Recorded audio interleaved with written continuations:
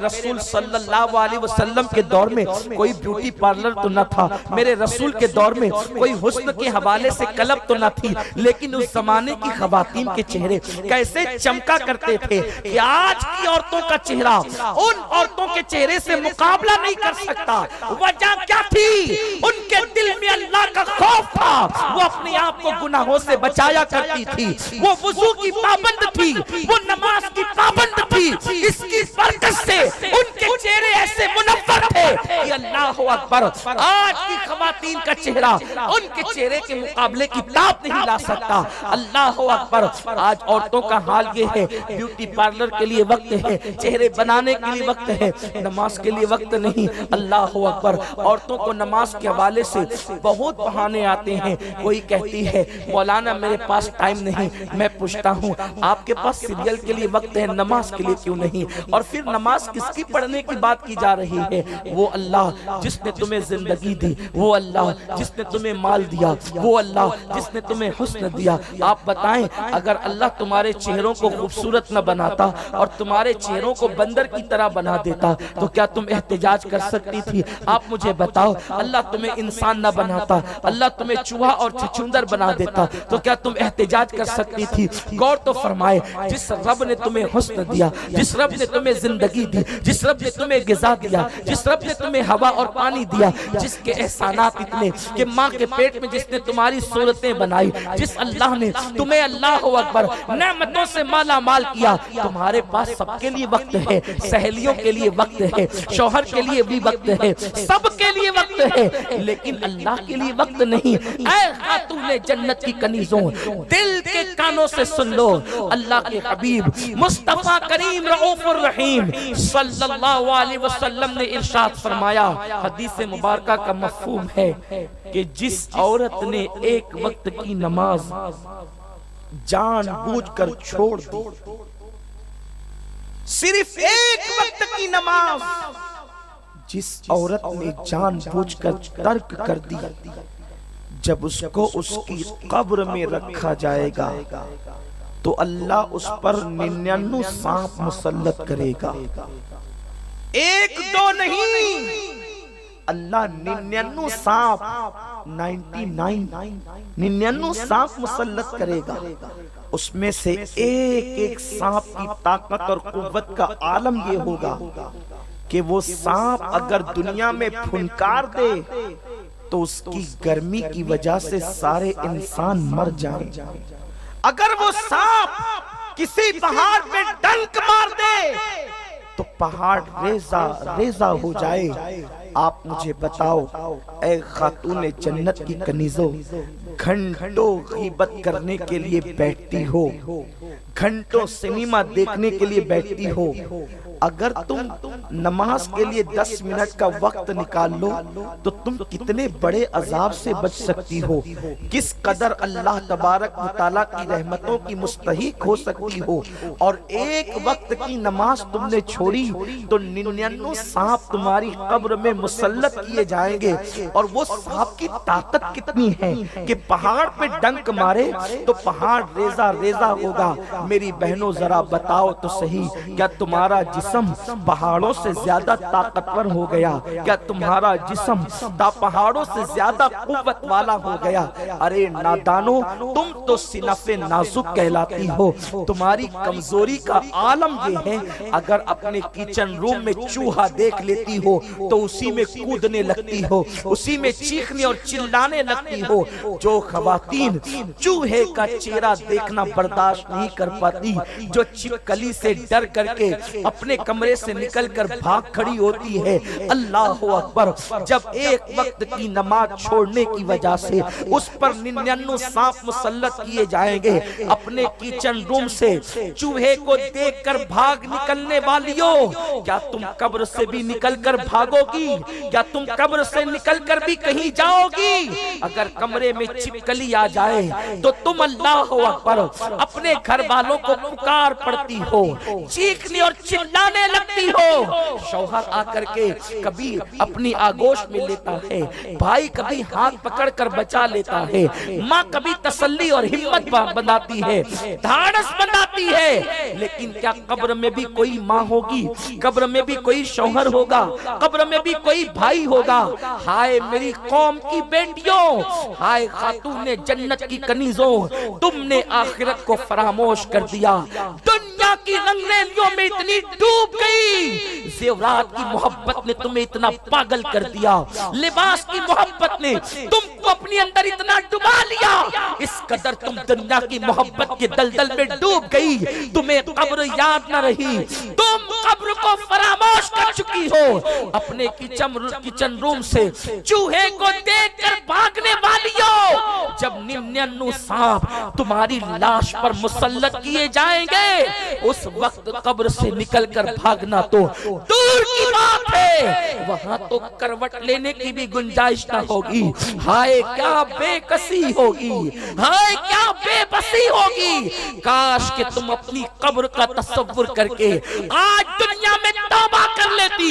یہ کہنا کہ مولانا میرے بچے ہیں، میں بچوں کو دودھ پلاتی ہوں، نماز کے لیے وقت کب نکالوں گی، میرا شوہر ہے، شوہر کی خدمت کرتی ہوں، میں نماز کے لیے وقت کب نکالوں گی، میرے گھر میں اتنی مصروفیات ہے، لیکن یہ بات میں ہمیشہ کہتا ہوں، آج بھی تم سے کہوں گا، کیا میری ماں سیدہ فاطمۃ الزہرا کے بچے نہ تھے؟ کیا سیدوں کی ماں فاطمۃ الزہرا کے بچے نہ تھے؟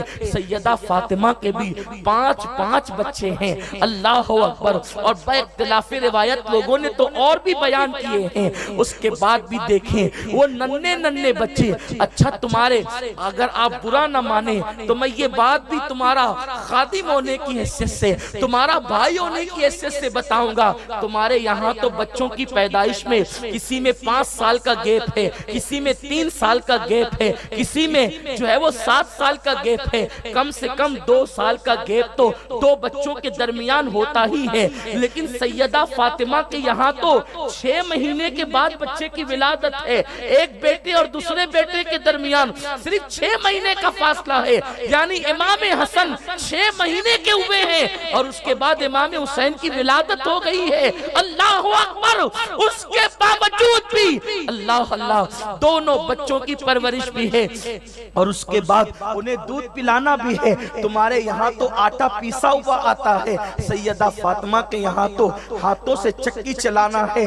میرے رسول کی کنیزوں ذرا غور تو کرو، وہ سیدوں کی دادی سیدہ فاطمہ، ان کے حوالے سے امام حسن مجتبی کہتے ہیں میری ماں چکی چلاتی تھی، چکی چلاتے چلاتے میری امی کے ہاتھ میں چھالے پڑ گئے تھے، مشکیزے سے پانی اٹھاتے اٹھاتے جسم پر جو ہے وہ مشکیزے کے نشان پڑ گئے تھے۔ اللہ اکبر، آج تمہیں اتنی سہولت ہے، تمہارے گھر میں آٹا بھی پیسا ہوا آتا ہے، تمہارے گھر میں مرچ کا پاؤڈر بھی آتا ہے، اور پھر تمہیں کنویں پر جانے کی ضرورت نہیں، ہر گھر کے اندر واٹر پمپ لگے ہوئے ہیں، یا کم سے کم نلوں کا رواج تو ضرور ہے۔ اتنی آسانیوں کے باوجود بھی تم خدا کی عبادت کی طرف رغبت نہیں کرتی۔ اے خاتون جنت کی کنیزوں، بہانے نہ بناؤ، یہ بہانے آپ مولوی کے پاس تو پیش کر سکتی ہو، یہ بہانے آپ مولا کی بارگاہ میں پیش نہیں کر سکتی۔ رب کی بارگاہ میں کسی کا کوئی بہانہ نہیں چلے گا۔ خدا را اپنے حال پہ رحم کر لو۔ اے میری بہن، تیرا جسم اتنا نازک ہے کہ اگر تجھے کوئی اللہ اکبر ڈاکٹر مرض کی وجہ سے انجیکشن لگا دے تو تو بے چین ہو کر کے چیخ پڑتی ہے، اگر مچھر تیرے جسم پہ ڈنک مار دے تو تو بے قرار ہو جاتی ہے۔ او میری بہن، اپنے حال پہ رحم کر، کم سے کم اپنے جسم سے محبت کر، کم سے کم اپنے آپ سے محبت کر۔ ہائے تم نفرتوں میں ڈوب کر کس قدر نفرت کے عادی ہو گئے کہ اب تمہیں اپنے آپ سے محبت نہ رہی۔ میرے کریم نے تو کہہ دیا او انفسکم و اہلیکم نارا، اپنے آپ کو بھی جہنم سے بچا لو، اپنی اولاد کو بھی جہنم سے بچا لو۔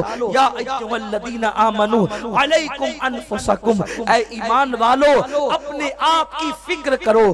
اے میری بہنوں، قبر میں یہ سیریل کی داستانیں کام نہ آئے گی، قبر میں یہ فلموں کی داستانیں کام نہ آئے گی، قبر میں یہ فکری آوارگی کام نہ آئے گی۔ اللہ اکبر، خدا کے لیے اپنی قبر کو سنوار لو، نرم نرم بستر پر، نرم نرم گدوں پر، فجر کی نمازیں ترک کرنے والی میری بہن، ذرا قبر کی پہلی رات کو سونا بھی تو یاد کر لے۔ وہاں نہ کوئی زیور ہے، نہ وہاں کوئی لباس ہے، نہ وہاں کوئی نرم گدے ہیں، نہ وہاں کوئی آرائش کا سامان ہے، نہ وہاں پر کوئی حسن کے تحفظ کا سامان ہے۔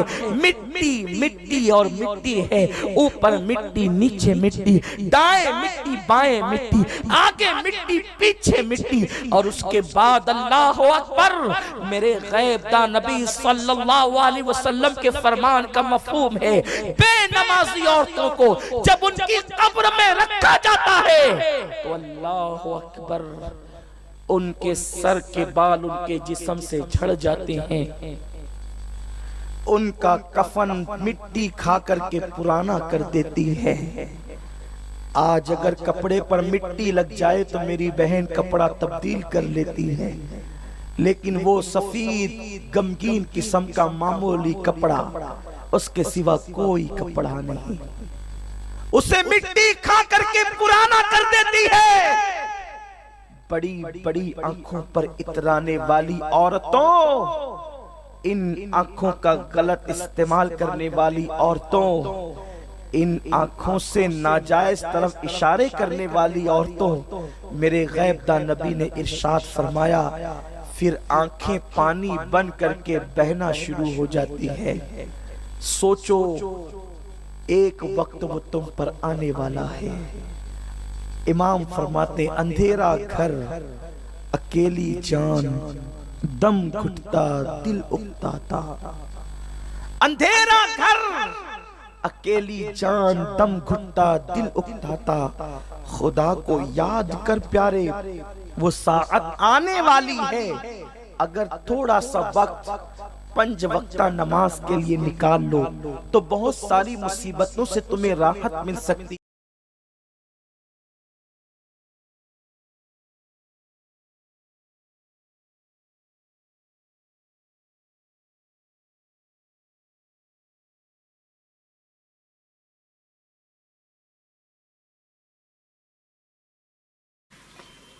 ماہ رمضان شریف کی ہر رات کی لذت الگ ہے، ماہ رمضان کی ہر رات کی فضیلت الگ ہے، ماہ رمضان کی ہر رات کا مقام اور مرتبہ الگ ہے، لیکن پہلی رات جو ماہ رمضان شریف کی آتی ہے، اللہ کے رسول فرماتے ہیں پہلی رات جو ماہ رمضان کی آتی ہے، عرش کے نیچے سے اللہ ہوا چلاتا ہے، اور اس پہلی رات میں اللہ اپنے بندوں کو پیار کی نظر سے دیکھتا ہے۔ خدا کی نظر محبت جس بندے پہ پڑ جاتی ہے، اللہ اس پر جہنم کی آگ کو حرام فرما دیتا ہے۔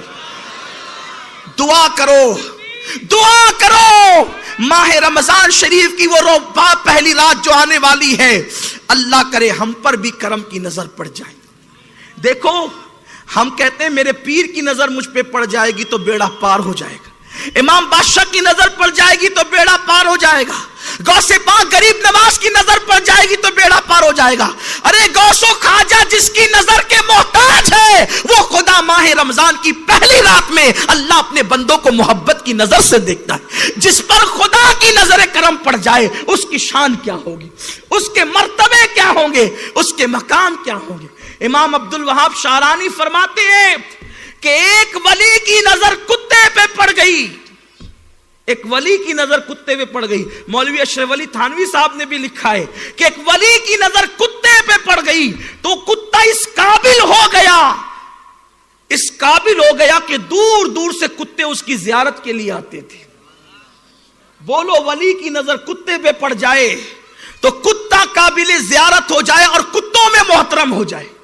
جب ولی کی نظر کی شان یہ ہے تو خدا کی نظر کی شان کیا ہوگی، میرے اللہ کی نگاہ محبت کی شان کیا ہوگی۔ یوں تو خدا سب کو دیکھ رہا ہے، خدا یوں تو سب کو دیکھ رہا ہے، لیکن بات ہے وہ جسے پیار سے دیکھ لے۔ بھئی دیکھنے کی بات نہیں ہوتی، آپ جانتے ہیں دیکھنے کے مزاج بھی الگ الگ ہوتے ہیں. دیکھنا کمال نہیں ہے، پیار سے دیکھنے کی بات ہے. ہمارا دیکھنا کمال نہیں ہے، پیار سے دیکھنے کی بات ہے. نہیں دیکھتے آپ کسی بچے کو اسکول دیر سے ہے تو ٹیچر گھور کے دیکھتا ہے. دیکھ تو ٹیچر رہا ہے نا، لیکن بچہ تھر تھر کانپ رہا ہے. وہ کیوں کانپ رہا ہے؟ دیکھنے کی فضیلت تھوڑی ہے، دیکھنے کی فضیلت تھوڑی ہے، پیار سے دیکھنے کی فضیلت. یہ خاص بات ہے، یہ خاص بات ہے. بچہ دیر سے آیا اسکول تو ٹیچر نے گھور کے دیکھا، دیکھنے پہ بچہ ڈر گیا. بچہ اسکول نہ گیا، ماں باپ نے گھور کے دیکھا، بچہ ڈر گیا. لیکن کوئی اچھا کام کر کے پیار سے دیکھا تو. اور خدا پیار سے کب دیکھتا ہے؟ یہ تو انسانوں کی مثال دی اب بلا تمثیل. اللہ پیار سے کب دیکھتا ہے؟ رمضان شریف کی پہلی رات میں پیار سے دیکھتا ہے. اور جس پہ پیار کی نظر پڑ جائے اس کو جہنم کی آگ نہیں چھوتی. اور پھر مزید پیار سے کب دیکھتا ہے؟ پھر وہاں رمضان کی قید نہیں ہے، جب جاؤ گے تب پیار سے دیکھے گا. اللہ فرماتا ہے وَلَوْ أَنَّهُمْ إِذْ ظَلَمُوا أَنفُسَهُمْ جَاءُوكَ فَاسْتَغْفَرُوا اللَّهَ وَاسْتَغْفَرَ لَهُمُ الرَّسُولُ لَوَجَدُوا اللَّهَ تَوَّابًا رَحِيمًا. اے محبوب، اگر یہ اپنی جانوں پہ ظلم کریں، گناہ کریں اور